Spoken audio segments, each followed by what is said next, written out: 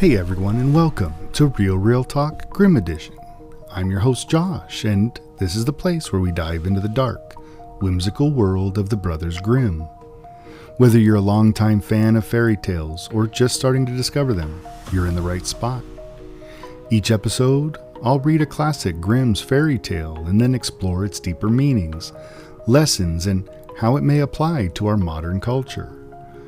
From the well-known stories like Cinderella to more obscure ones that still carry a punch, we're going to get into what makes these tales so timeless and sometimes downright eerie. But this isn't just about reading stories. It's about peeling back the layers and looking at what these stories really teach us. The Grimm brothers didn't shy away from showing the darker side of life. And in many ways, those darker elements hold some of the most powerful messages. Whether it's about good versus evil, human nature, or just the consequences of choices.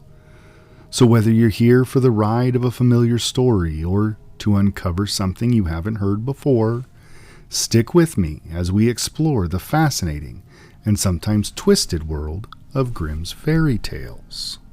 Today, we'll be discussing Fitcher's bird. So grab your favorite drink, sit back, and enjoy the tale.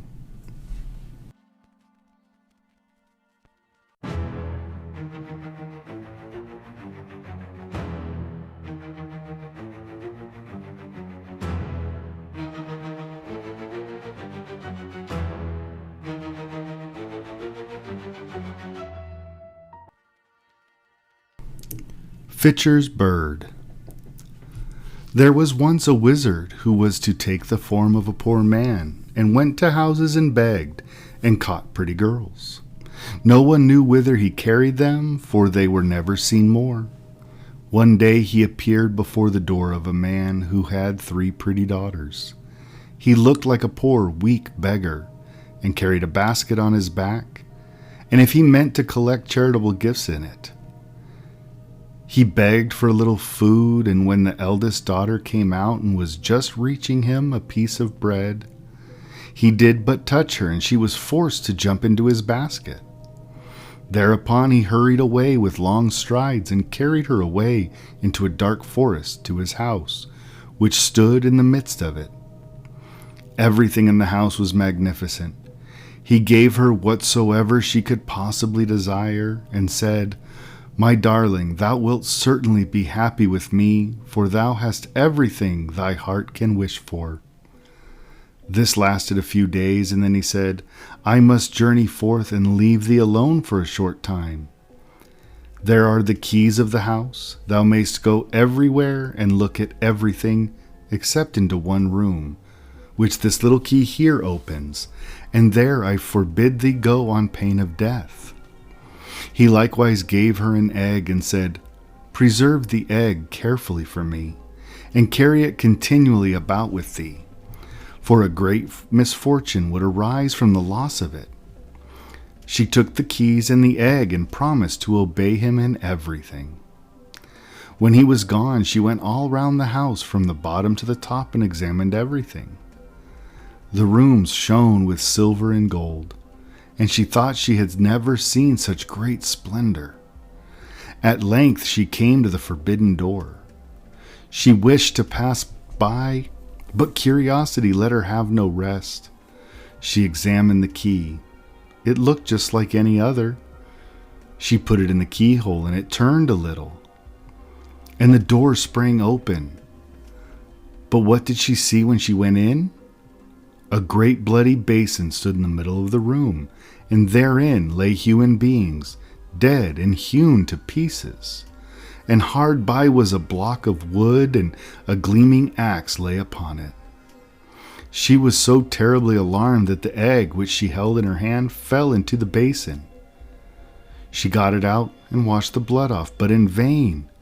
It appeared again in a moment. She washed and scrubbed, but she could not get it out. It was not long before the man came back from his journey, and the first things which he asked for were the key and the egg. She gave them to him, but she trembled as she did so. And he saw at once by the red spots that she had been in the bloody chamber. Since thou hast gone into the room against my will, said he, thou shalt go back into it against thine own. Thy life is ended. He threw her down, dragged her thither by her hair, cut her head off on the block, and hewed her in pieces, so that her blood ran on the ground. Then he threw her into the basin with the rest. Now I will fetch myself the second, said the wizard, and again he went to the house in the shape of a poor man and begged. Then the second daughter brought him a piece of bread. He caught her like the first by simply touching her and carried her away. She did not fare better than her sister. She allowed herself to be led away by her curiosity, opened the door of the bloody chamber, looked in, and had to atone for it with her life on the wizard's return. Then he went and brought the third sister, but she was clever and crafty. When he had given her the keys and the egg and had left her, she first put the egg away with great care, and then she examined the house, and at last went into the forbidden room. Alas, what did she behold? Both her sisters lay there in the basin, cruelly murdered and cut in pieces.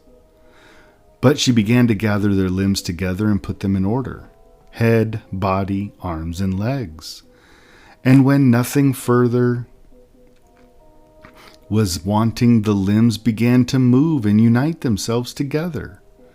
And both the maidens opened their eyes and were once more alive. Then they rejoiced and kissed and caressed each other. On his arrival, the man at once demanded the keys and the egg. And as he could perceive no trace of any blood on it, he said, "Thou hast stood the test. Thou shalt be my bride." He now had no longer any power over her, and was forced to do whatever she desired. "Oh, very well," said she. "Thou shalt first take a basket full of gold to my father and mother, and carry it thyself on thy back. In the meantime, I will prepare for the wedding." Then she ran to her sisters, whom she had hidden in a little chamber, and said, "The moment has come when I can save you. The wretch shall himself carry you home again, but as soon as you are at home, send help to me." She put both of them in a basket and covered them quite over with gold, so that nothing of them was to be seen. Then she called in the wizard and said to him, "Now carry the basket away. But I shall look through my little window and watch to see if thou stoppest on the way to stand or to rest." The wizard raised the basket on his back and went away with it. But it weighed him down so heavily that the perspiration streamed from his face. Then he sat down and wanted to rest a while, but immediately one of the girls in the basket cried, "I am looking through my little window, and I see that thou art resting. Wilt thou go on at once?" He thought it was his bride who was calling that to him, and got up on his legs again. Once more he was going to sit down, but instantly she cried, "I am looking through my little window, and I see thou art resting. Wilt thou go on directly?" And whenever he stood still, she cried this, and then he was forced to go onwards, until at last, groaning and out of breath, he took the basket with the gold and the two maidens into their parents' house. At home, however, the bride prepared the marriage feast and sent invitations to the friends of the wizard. Then she took a skull with grinning teeth, put some ornaments on it and a wreath of flowers, carried it upstairs to the garret window, and let it look out from thence. When all was ready, she got into a barrel of honey, and then cut the feather bed open and rolled herself in it, until she looked like a wondrous bird, and no one could recognize her. Then she went out of the house, and on her way she met some of the wedding guests, who asked, "O Fitcher's bird, how comest thou here?" "I come from Fitcher's house quite near." "And that may the young bride be doing?" "From cellar to garret she's swept all clean, and now from the window she's peeping, I ween." At last she met the bridegroom, who was coming slowly back. He, like the others, asked, "O Fitcher's bird, how comest thou here?" "I come from Fitcher's house quite near." "And what may thou young bride be doing?" From cellar to garret she swept all clean, and now from the window she's peeping, I ween. The bridegroom looked up, saw the decked-out skull, thought it was his bride, and nodded to her, greeting her kindly. But when he and his guests had all gone into the house, the brothers and kinsmen of the bride who had been sent to rescue her arrived. They locked all the doors of the house that no one might escape, set fire to it, and the wizard and all his crew had to burn.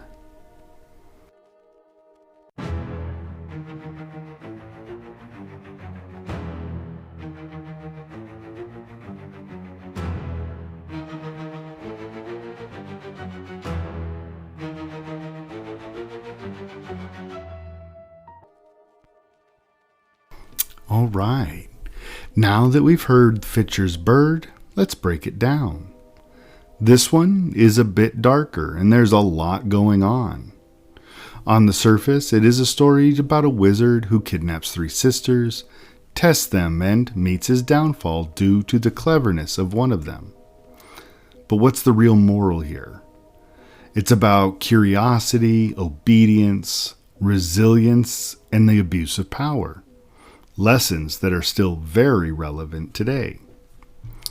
So let's start with the moral of the story. Because at its core, Fitcher's bird is a tale about the consequences of curiosity and disobedience. The first 2 sisters are curious, and even though they've been warned, they can't help but open that forbidden door. And well, things go terribly wrong. Their curiosity leads to their death, which is a pretty heavy price to pay. But the third sister, she's different. She listens, she obeys, and she stays cautious. And in the end, that is what saves her. She's the one who survives, who outsmarts the wizard, and who brings her sisters back to life. So we see that obedience and caution can be the key to survival. But it's not just about following the rules. The third sister's cleverness and resourcefulness are what really turn the tide. When she finds out what happened to her sisters, she doesn't give up. Instead, she gets clever. She uses her brain, her quick thinking, and even her courage to defeat the wizard and free herself and her sisters. Her intelligence and persistence are what ultimately save the day. So how does it connect to today? Well, this isn't just a cautionary tale from the past. It's got a lot to say about the world we live in now. How about curiosity in the digital age? So in today's world, Fitcher's bird feels pretty relevant, especially when you think about how curiosity plays out in our digital age. The internet is a lot like the wizard's house. It's full of temptations and hidden dangers. People get lured into risky behaviors online. Or they might stumble into harmful situations because they were just too curious, too eager to explore something they probably shouldn't have. We see it all the time, whether it's falling for scams, getting caught up in online drama like catfishing, or just opening the wrong link. Sometimes curiosity can lead us into some really dangerous territory. Just like the sisters, we have to be cautious about where we let our curiosity take us. And the third sister, she's this classic example of empowerment. She doesn't let her circumstances define her. She's faced with the worst possible situation. She's lost her sisters, and now she's trapped by a wizard. But instead of giving up, she uses intelligence and resourcefulness, her resilience, to turn things around. And that lesson still rings true. When life gets tough, we don't always have control over the situation. But what we do have control of is how we respond. Sometimes our best weapon is our mind, our creativity, and just our ability to think on our feet. The story also teaches this big lesson about trust and boundaries.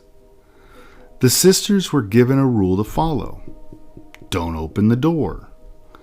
And when they broke that rule, they faced the consequences. Now, this doesn't mean that we should live in fear or that we shouldn't question authority, but I think it does suggest that there's a reason some rules or boundaries are in place. And respecting those boundaries, whether they're from other people or just our own instincts, well, they can protect us from harm. And in today's world, this is a big deal, whether we're talking about relationships, work, or just personal safety. Sometimes stepping over the line can lead to some pretty serious consequences. And of course, there's the abuse of power. The wizard in the story is a classic villain who uses his power to manipulate and control the sisters. He's cruel and calculating, and he gets away with it for a while because he has the upper hand. But eventually, his downfall comes at the hands of someone smarter than him, the third sister. And this is a really powerful message for today, especially when you look at the way people in power can manipulate situations for their own gain. Whether it's in politics, business, or just personal relationships, abuse of power is something we still see happening. And this story reminds us that even when it feels like the powerful are invincible, they can be undone by someone who refuses to accept their control. So what's the takeaway from Fitcher's Bird? Well, it's a story about a lot more than just disobedient sisters and a cruel wizard. It's about the importance of obedience and caution, the power of cleverness and resilience, and how the abuse of power can eventually lead to downfall.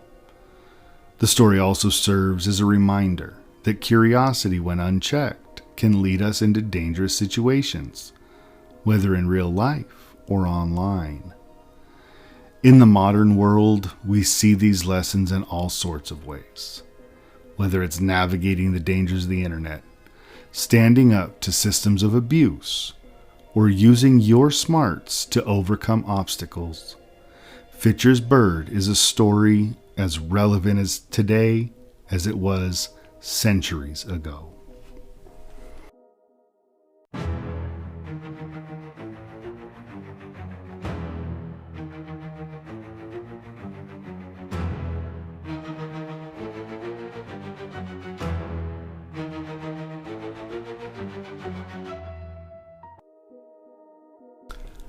And that's going to wrap up this episode of Real Talk Grimm Edition. I hope you enjoyed diving into Fitcher's Bird as much as I did. And if you liked what you heard, be sure to subscribe so you don't miss any future episodes.